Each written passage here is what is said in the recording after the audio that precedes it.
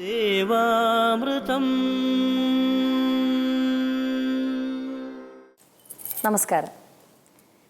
നമ്മിൽ നിന്നും അകന്നു പോയിക്കൊണ്ടിരിക്കുന്ന ഈശ്വര ചിന്തകളെ നമ്മിലേക്ക് അടുപ്പിക്കുവാൻ ശ്രമിക്കുന്ന ദേവാമൃതത്തിൻ്റെ മറ്റൊരു പുതിയ അധ്യായത്തിലേക്ക് എല്ലാ പ്രിയ പ്രേക്ഷകർക്കും സ്വാഗതം. ആദ്യം നമുക്ക് ശ്രവിക്കാം ഗുരുസാഗരം ശ്രീ സജീവ് കൃഷ്ണന്റെ വാക്കുകളിലൂടെ. സാഗരം അറിവിൻ്റെ സാഗരം ഗുരുസാഗരം.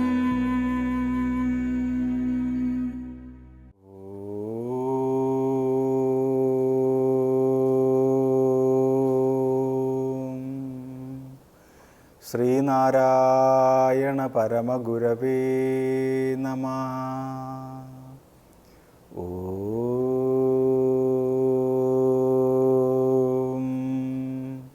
ശ്രീനാരായണ പരമഗുരവേ നമഃ. ഓം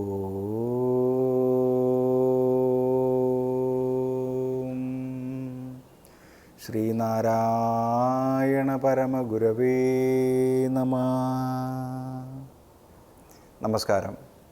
സമകാലിക ജീവിതത്തെ ശ്രീനാരായണ ഗുരുദേവ ദർശനത്തിലൂടെ നോക്കിക്കാണുന്ന ഗുരുസാഗരം പരിപാടിയിലേക്ക് ഏവർക്കും സ്വാഗതം. നമ്മൾ ഗുരുസ്തവം എന്ന് പറയുന്ന ഒരു മഹാനദി നീന്തി കടക്കുകയാണിന്ന്.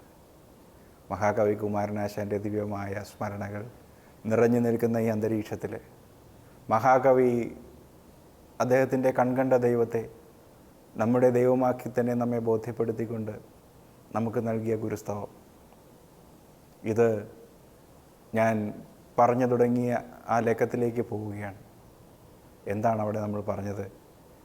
നമ്മുടെ എല്ലാം ഓർമ്മ വെച്ച കാലം മുതൽക്ക് സന്ധ്യാദീപത്തോടൊപ്പം ഇരുൾ മൂടുന്ന അന്തരീക്ഷത്തിൽ സ്വയം കൊളുത്തിവെച്ച വിളക്ക് പോലെ നമ്മുടെ എല്ലാം ഗൃഹങ്ങളിൽ കേട്ടുപഴകിയ പ്രാർത്ഥനാഗീതമാണ്. ഒരുപക്ഷെ ഇതിന് ഇത്രത്തോളം അർത്ഥതലമുണ്ടെന്നൊന്നും അത് ചൊല്ലിക്കൊണ്ടിരുന്ന കുഞ്ഞുനാവിൽ നമുക്ക് ബോധ്യപ്പെട്ടിരുന്നില്ല.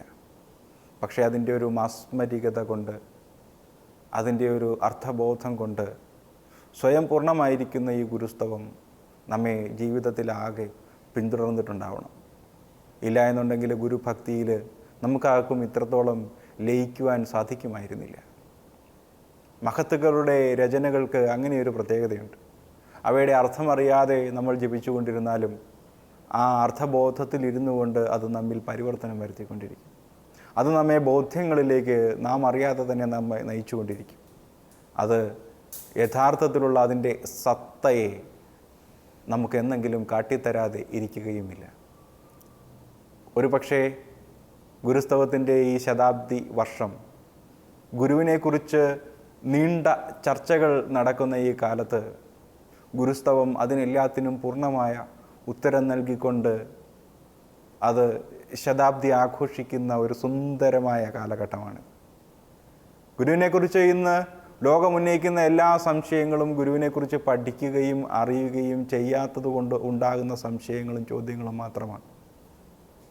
ഗുരുവിൻ്റെ വിവിധ കാലങ്ങളിൽ വിവിധ പ്രകൃതങ്ങളായിട്ടുള്ളവരെഴുതിയ ഗുരുവിൻ്റെ ചരിത്രം വായിച്ചു വെച്ചിട്ടാണ് പലരും ഗുരുവിനെക്കുറിച്ച് പറഞ്ഞ് തർക്കിക്കുന്നത്.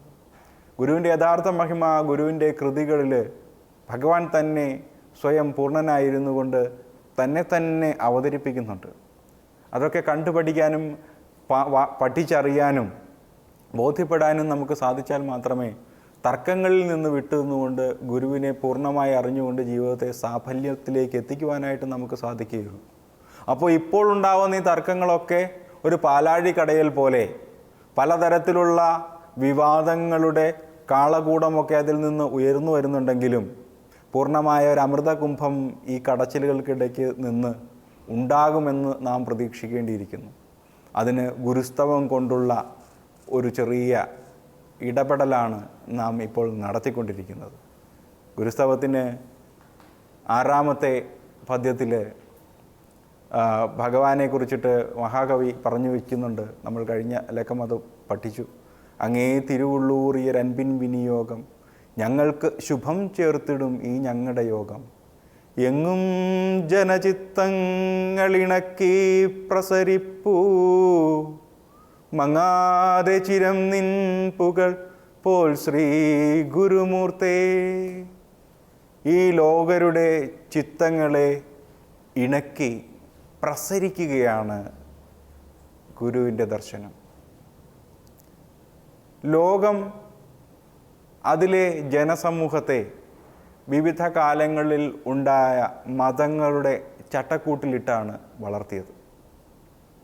ഓരോ ചട്ടക്കൂടിൽ കിടന്ന് വളരുന്നയാളും തൻ്റെ ചട്ടക്കൂടിനപ്പുറത്തേക്ക് സത്യത്തിന് മറ്റേതെങ്കിലും വശമുണ്ടോ എന്ന് അന്വേഷിച്ചിറങ്ങുവാനുള്ള സ്വതന്ത്ര ബുദ്ധി കാട്ടാതെ മതത്തിൻ്റെ അടിമത്തത്തിൽ കിടന്നിട്ട് ആത്മശാന്തി അനുഭവിക്കാൻ ശ്രമിച്ചുകൊണ്ടിരിക്കുകയാണ്. പക്ഷേ അത് സാധ്യമല്ല. കാരണം എന്താണ്? ഇതര മതസ്ഥർ അവരുടെ ആധിപത്യത്തിന് വേണ്ടിയിട്ട് യുദ്ധം ചെയ്യുവാൻ ഇവരെ മാടി വിളിച്ചുകൊണ്ടിരിക്കുകയാണ്. നമ്മിൽ തല്ലിത്തീർത്തിട്ട് ജയിക്കുന്ന ആരാണോ അവൻ ഇവിടം കീഴടക്കട്ടെ എന്നാണ് ഓരോ മതങ്ങളും മറ്റു മതങ്ങൾ വിശ്വസിക്കുന്ന ജനങ്ങളെ നോക്കി ഇന്ന് വിളിച്ചു പറഞ്ഞുകൊണ്ടിരിക്കുന്നത്. അപ്പോൾ ജനം ഏതെങ്കിലും മതത്തിൻ്റെ ഉള്ളിൽ നിന്നുകൊണ്ട് ആത്മീയ സൗകുമാര്യം നേടാൻ ശ്രമിക്കുമ്പോൾ പോർവിളികളും കാഹളങ്ങളുമാണ് ഇവിടെ കേൾക്കുന്നത്.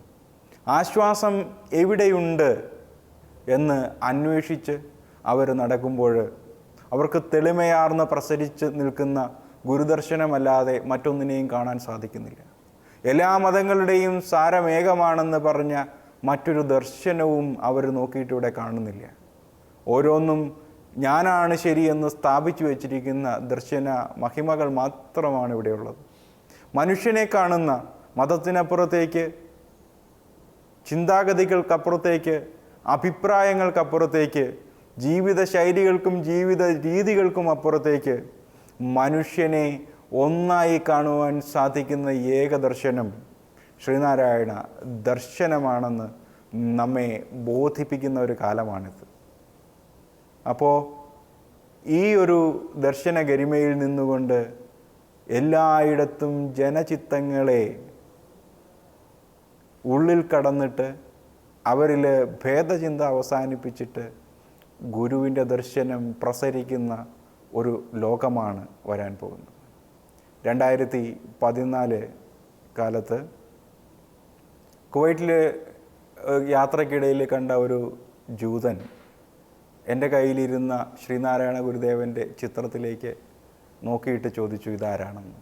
ഞാൻ പറഞ്ഞു, നിങ്ങൾ കാത്തിരിക്കുന്ന രക്ഷകനാണെന്ന് പറഞ്ഞു. അവൻ അന്ന് ആ ചിത്രത്തിലേക്ക് അത്ഭുതത്തോടെ നോക്കിയത് എൻ്റെ കൺമുന്നിൽ ഇപ്പോഴും നിൽപ്പുണ്ട്.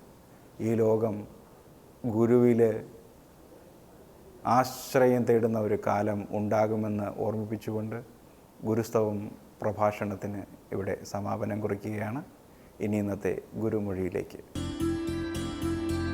സാഗരം അറിവിൻ്റെ സാഗരം. സത്യധർമാദികളെ എഴുതി സ്മരണയ്ക്ക് വേണ്ടി ക്ഷേത്രങ്ങളിൽ പ്രതിഷ്ഠിക്കുന്നത് നന്നാണ്. ശ്രീനാരായണ ഗുരുദേവൻ. ദേവാമൃതം